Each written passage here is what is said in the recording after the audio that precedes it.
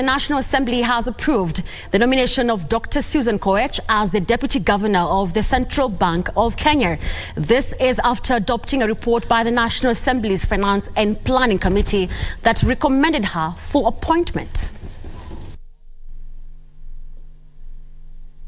Thank you, Honorable Speaker.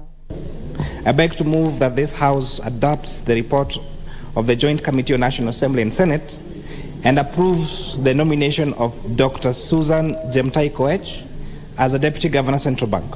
This House today will go in the books of history as having contributed to putting women in leadership and putting influential, qualified, competent women at where it matters.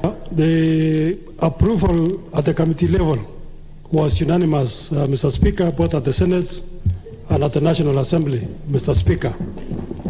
And so, simply when we look at the CV of Dr. Susan, I think it is clear that she's the most qualified lady to hold that position of the Deputy Governor. This House approves the appointment of Dr. Susan Jemtai Koech as Deputy Governor of the Central Bank of Kenya.